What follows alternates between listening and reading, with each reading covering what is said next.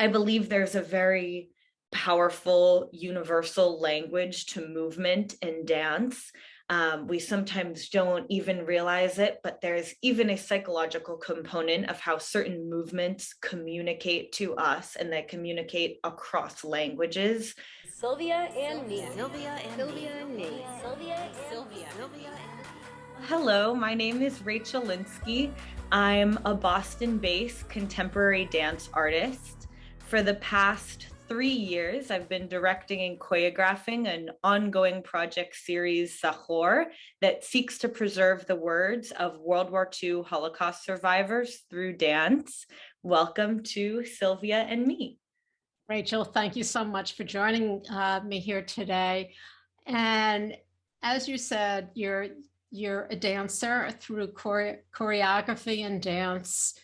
You have created a series called ZACHOR, which means remembrance, or you shall remember.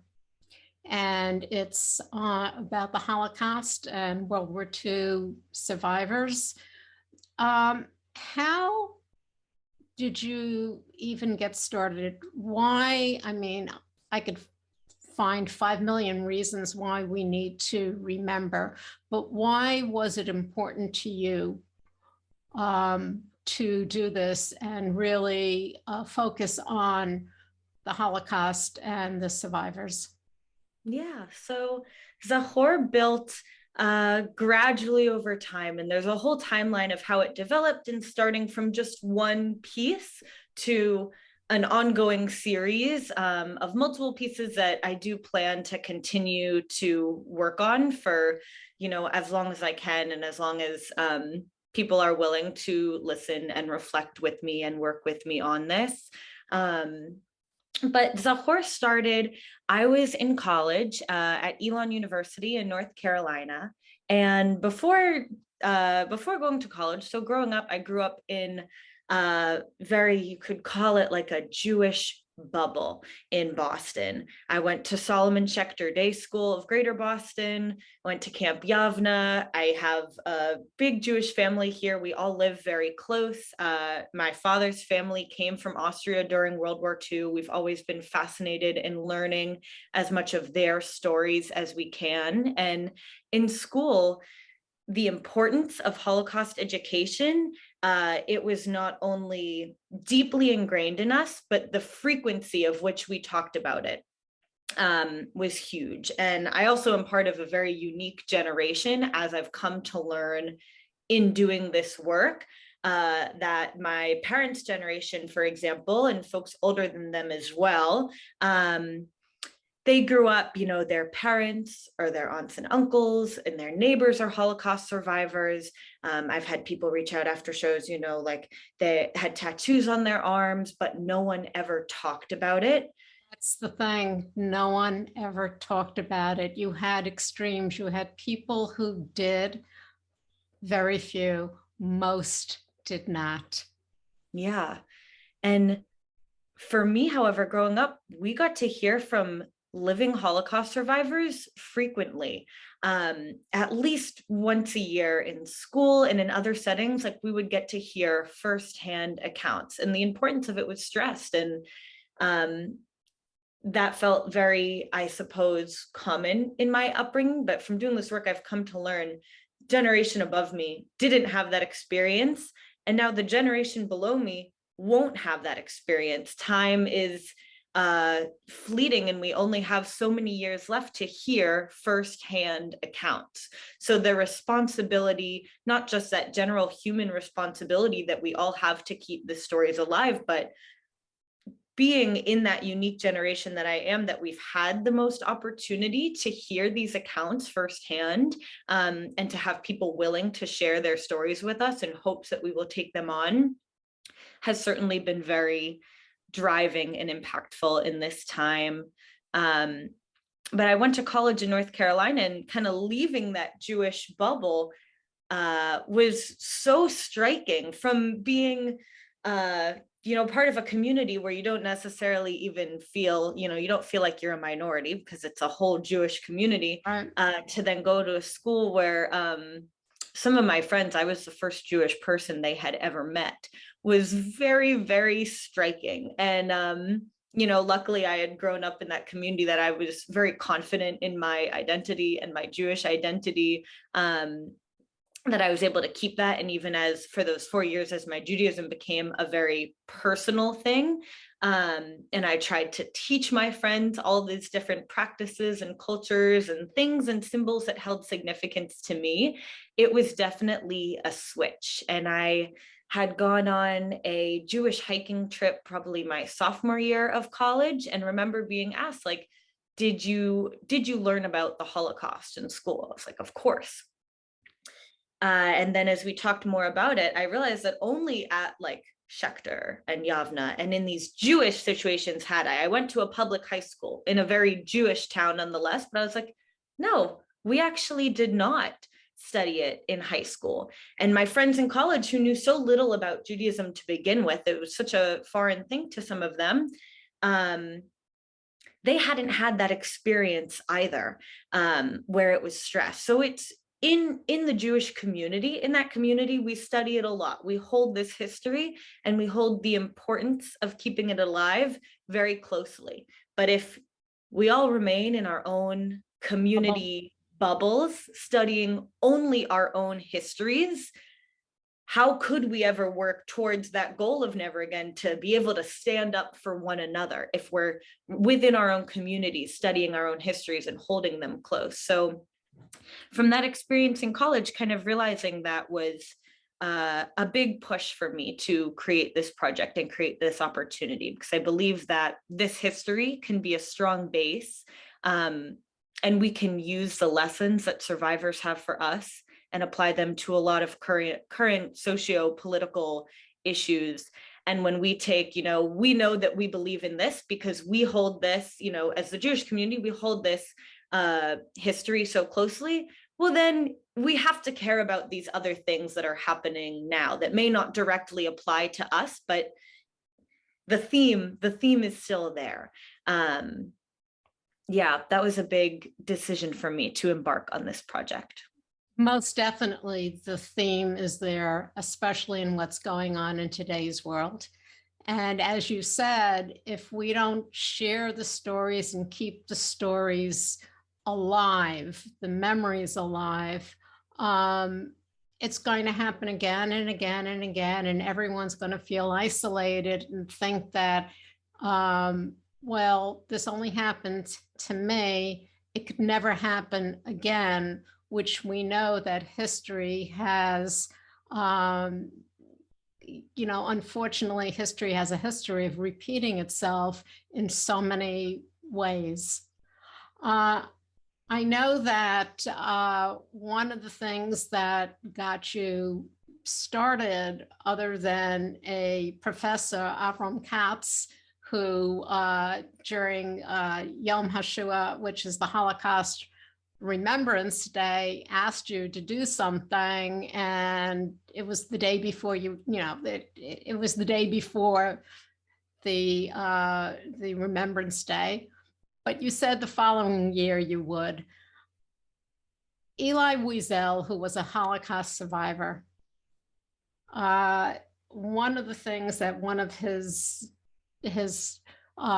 friends who survived with him said, I had never imagined that one day someone would have the power just by looking at me to decide whether I would live or die. And I believe that got you started on something called selection. Tell us how do you see dance? I know you don't do it literally. You don't take the words and literally, go out there and say them. You do an interpretation. So how do you see that how do you even come up with the choreography for something like that? Yeah, so that quote is from a Holocaust survivor, Agi Geva. And to create selection, I had taken different memories from my research of a couple of different survivors' memories on the selection process in the ghettos and in Nazi concentration camps. That was a quote that had really stuck out to me, and just by the point of a finger of which direction someone was pointing in would decide whether or not she would live or die and stay with her mother and her sister at the time. And, I go through a lot of this research and a lot of these testimonies, and I always start simply by taking, the images and the memories that jump out at me, that when I'm reading them, I have kind of a visceral reaction and it resonates with me and it sticks with me. And that was one of those moments. I believe there's a very powerful universal language to movement in dance. We sometimes don't even realize it, but there's even a psychological component of how certain movements communicate to us, and they communicate across languages. So it started some of the movement in that with simply like a point of a finger, and then choosing that direction, and then that momentum and the weight that gesture and movement has could take the dancers into places. So I often will, when developing choreography, start from a very small gestural place. What is the initial movement? That is the image coming from that memory. And then as I think more about, okay, what is the context of this memory? What are the emotions behind it? What is the weight that it carries? It helps me develop it further into full body movements, adding direction, adding the rest of the body. If you can point from your finger, can you point from your hips? Can you point from the knees? Can it have that same urgency, fear, and reach associated with it? But most of the movement I create will come from an initial small gesture. Words really help me, and ideas, and then I will build it out from there, and I'll use those different layers of, all right, well, here's the small initial thing as it is, the one word, the one gesture. What is the context of it? What is the weight of it? What are the emotions behind it? And I'll let that develop the gesture into what the full movement becomes. And the dancers that you have are not strictly Jewish people. Correct. I intentionally work with non-Jewish dancers. And so the first piece that I had created at Elon for our Yom HaShoah programming, there weren't other Jewish dancers in the dance program for me to work with. So I'm not sure so much if it was a conscious decision for the first piece to work with non-Jewish dancers. It was just, I didn't have other Jewish dancers to work with. And I saw it as, it was a trio, the first piece I created, Do I Want to Remember at Elon? So I just picked dancers that I knew had strong work ethic, were beautiful dancers, and that would be wonderful to work with on this project that held a lot of significance to me. So we started that piece, and because I was creating it on dancers in the dance program for Yom HaShoah programming, which is more, it's more a religious holiday than like International Holocaust Remembrance Day. So it was a very small program run through Elon's Hillel. But friends of mine from Elon's dance program and non-dance friends as well knew I had been working on this piece, and they came to that programming. And I remember sitting there wondering, are they comfortable? There's some like prayers involved and Hebrew singing. I'm like, they may feel they may feel out of place. They may feel uncomfortable. It's my hope that they would feel comfortable. But I got very positive feedback from the friends who had come to that, from my professors in the dance program as well on that work, from my peers in the dance program, from my non-dance peers who hadn't been in a Yom HaShoah programming before. They felt they could connect. They felt it was meaningful, and they thought they enjoyed the dance. And so part of that drive was, this is an opportunity, just from presenting that first work, to bring Holocaust education outside of the Jewish community, because it is often so concentrated in the Jewish community, but through performing arts that can drive other people in, where it's like, oh, this won't just be prayers in a synagogue. This is a dance thing, this is performing arts thing. My friends dancing in this, let me go see what they've been working on. Seemed like a really strong opportunity to bring that Holocaust education outside of strictly the Jewish bubble that I had been experiencing it in. So as I kept developing ZACHOR, I decided I would continue to work with non-Jewish dancers so that they could have that experience learning these histories in doing this work and in learning this movement and performing this movement, sharing these stories. And then ideally, they would be able to share it with their respective communities and friends and families to further bring it outside of the Jewish community. Now, didn't you go one step further? I think it was, during the pandemic, you did a lot over Zoom. And in some ways that kind of helped bring it even further along with the dancers being able to interpret for themselves. Because one of the people that the dance hidden, that program, it's based on Aaron Elster, who was a Holocaust survivor, and he was hidden, saved by being hidden by a non-Jewish family during the Holocaust. And he wrote a memoir.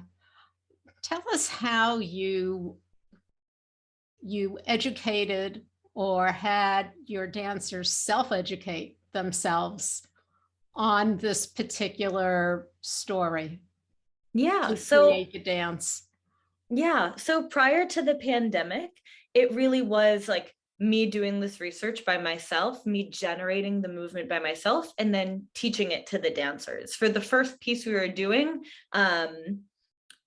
when it was first set when I was in college, we're busy students among the hustle and bustle of all the other things. The rehearsals were a quicker process. And then I had the opportunity to present it in Boston. And our rehearsals, again, setting it on 3 Boston-based dancers this time was also a quicker process where I just went in and taught the movement as it was derived from my research and my understanding. And then the pandemic hit. We had plans to be developing that initial piece further into a full collection, an evening length collection of works with different stories. And then, we all know how 2022 goes. It changed everyone's plans. As an artist, and for many of my other friends who are artists, a lot of our work is not what is considered the top significant, or what do they call it? Essential, it's not part of the essential workers. Most of our hours were cut in half, at best, I should say. Some of us just lost all of our work completely, which is a huge hit to take. And it also leaves you with like, you're not doing so much.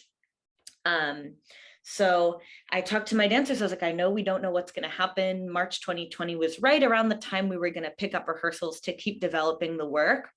Would you guys want to get together over Zoom and just see how much of it we can develop over Zoom? Something for everyone to do, to be creative together and be working on this. But because we're at home, we're in our own small respective apartments. No one's got huge dancing space for the most part.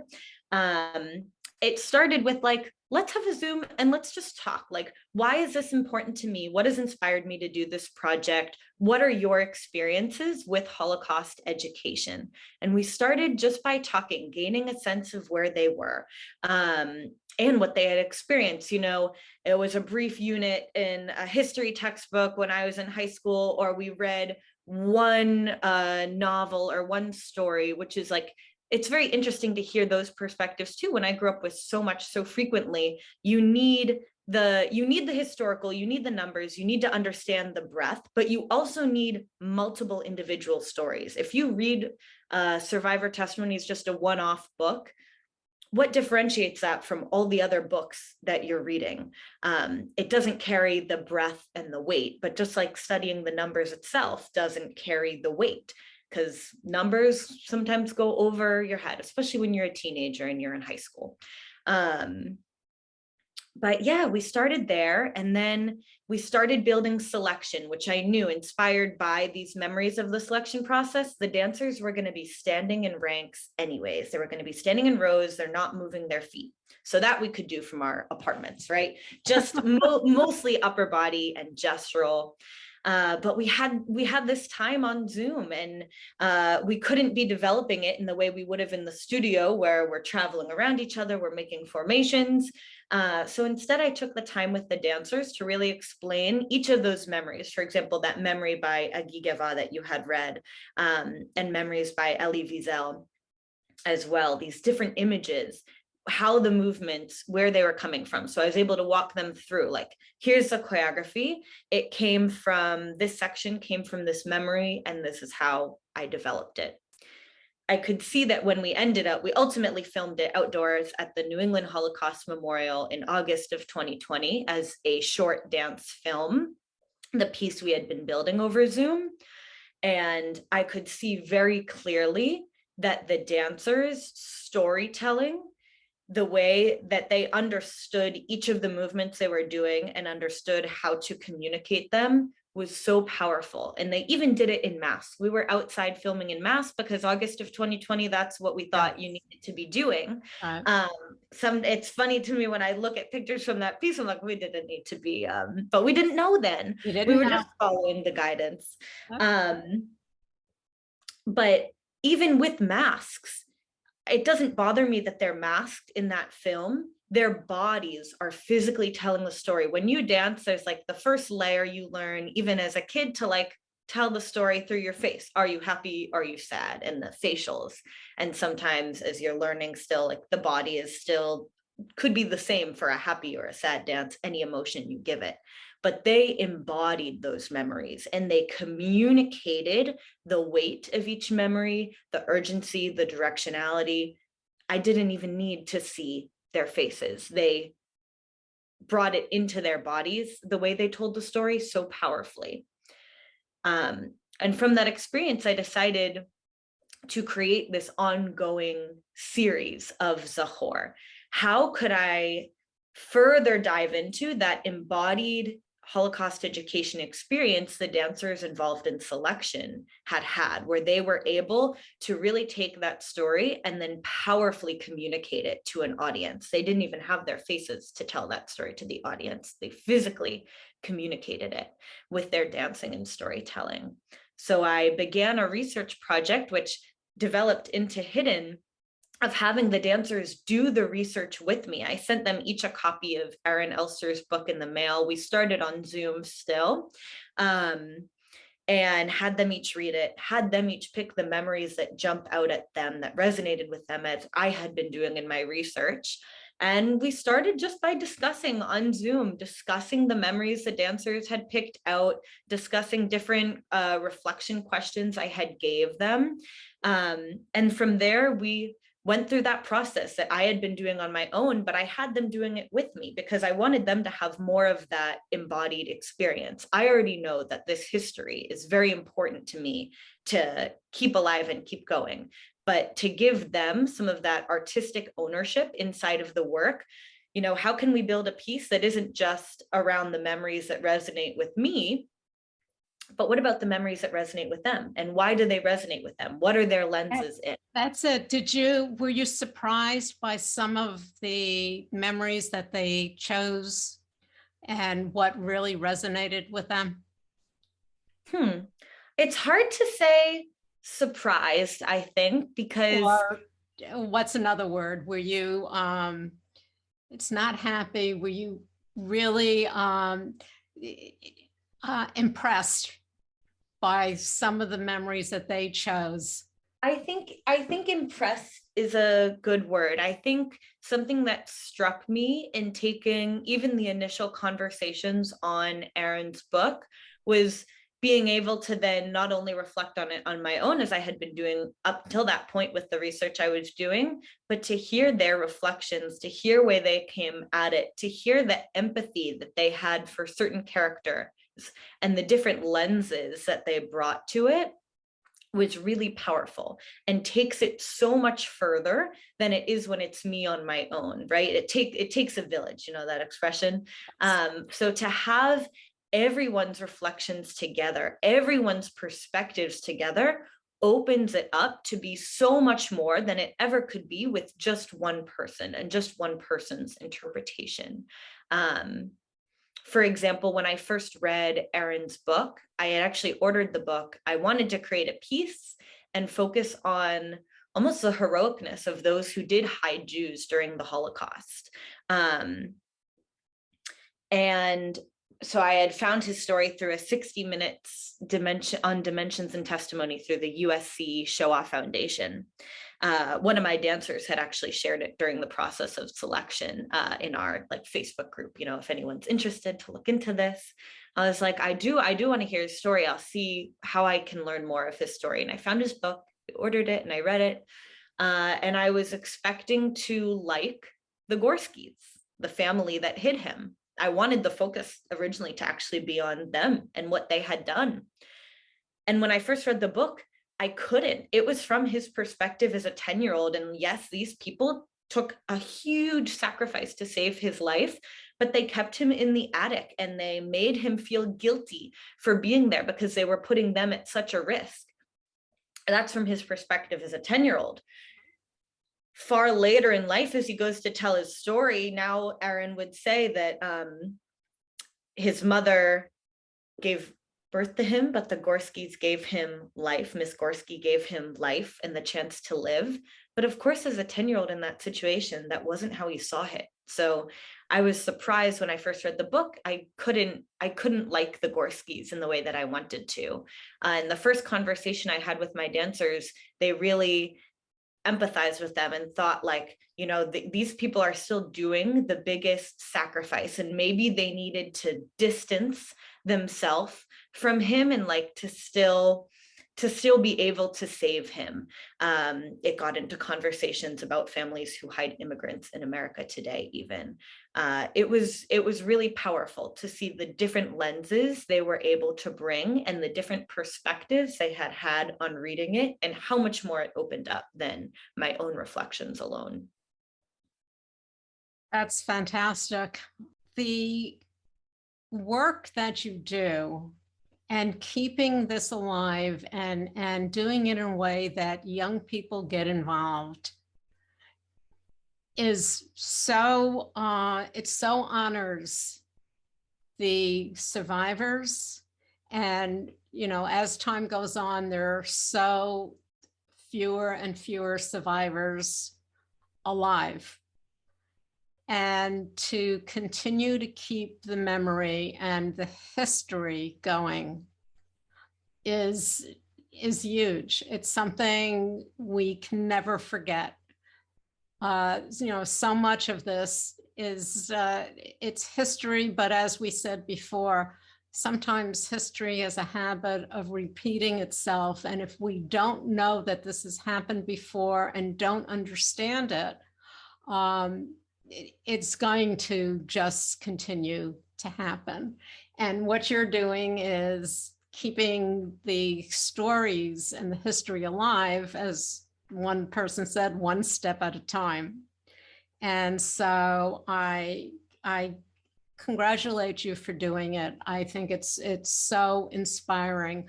Where are you taking this further? I know you've done selection, hidden.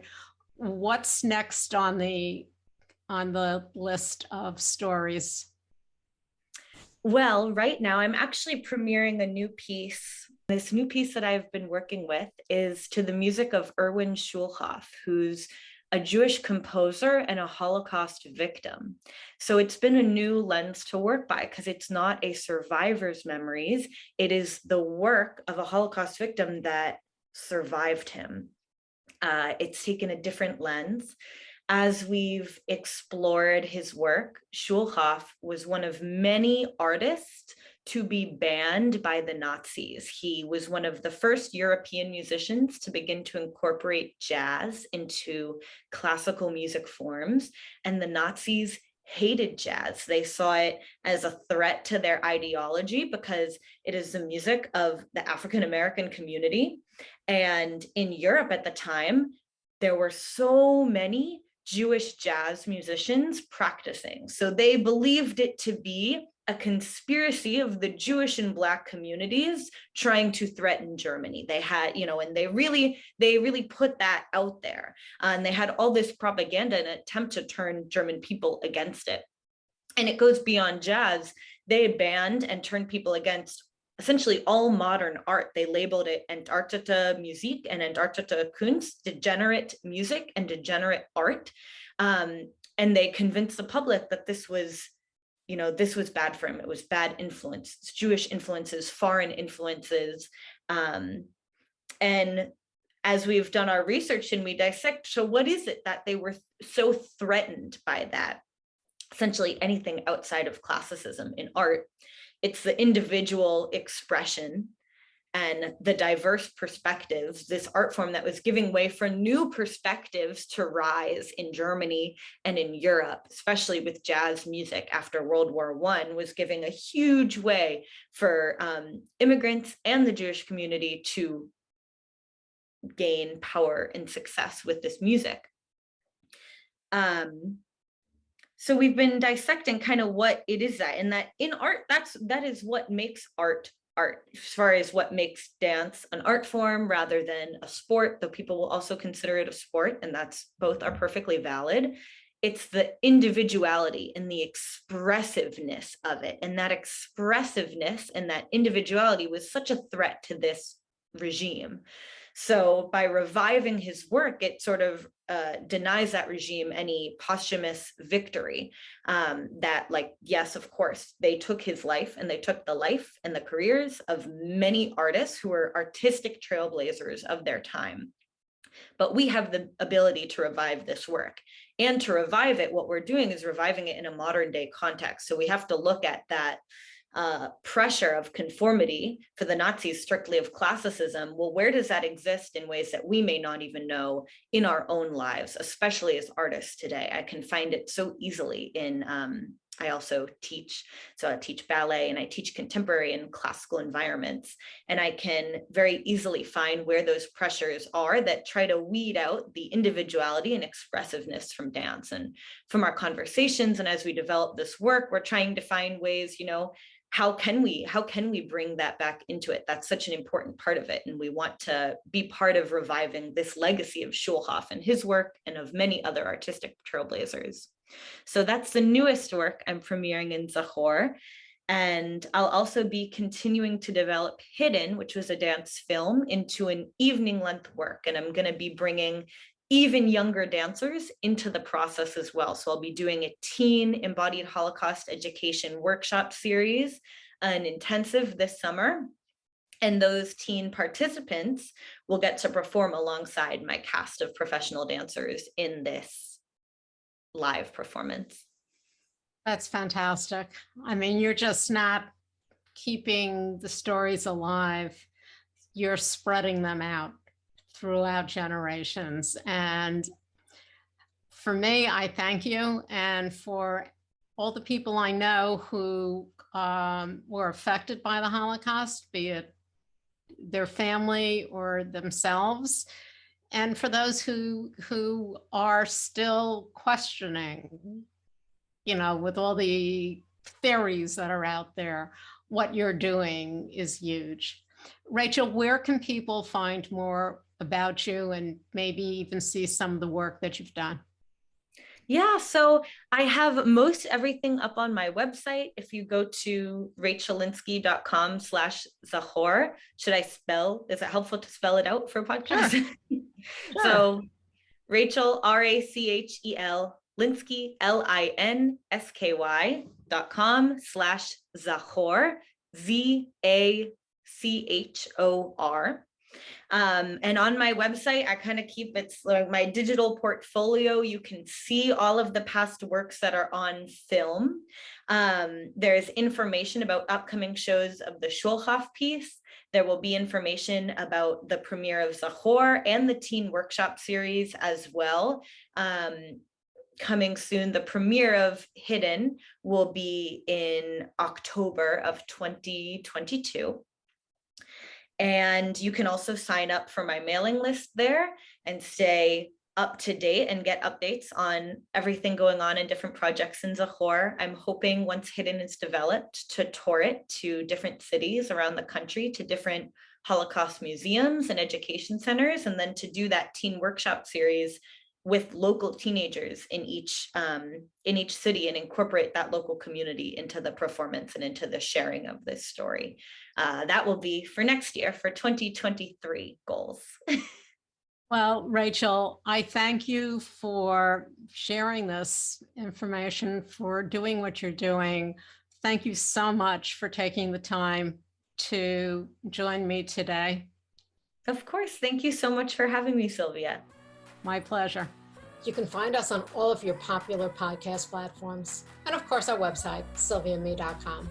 Stay safe, stay healthy, and stay tuned.